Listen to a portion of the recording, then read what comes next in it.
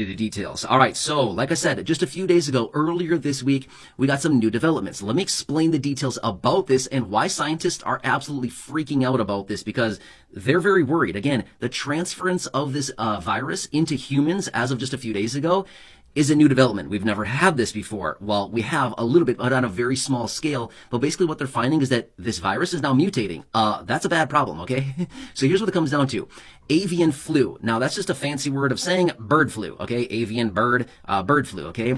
Now, we might think of it as, oh yeah, I've heard about that. Chickens and turkeys and all kinds of stuff like this. We hear about it all the time, right? It rolls through chicken farms and turkey farms every so often, a couple, maybe once or twice a year. And it's like, oh my, now chicken and turkey and egg prices are going way up because, flocks are being wiped out because of this bird flu, okay? Bad situation. And it's a sad situation too, right? But now here's what's happening.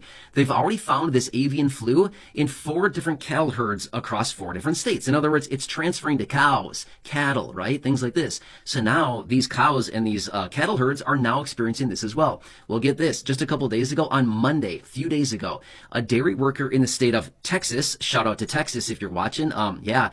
Texas, a dairy worker came down with bird flu, this new strain of this bird flu. Okay, so yes, this is a real thing. Now, fortunately, this person is pretty good. Apparently, they're experiencing conjunctivitis, which is pink eye. Okay, okay.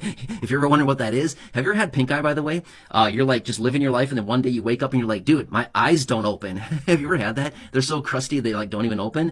Bad situation. I hope you never experience it if you haven't. But yeah, it's kind of a bad thing, right? And then your eyes like not a good situation. It's very, very contagious. But my point is, apparently this person is just experiencing that conjunctivitis, okay? But anyway, inflammation of the eye.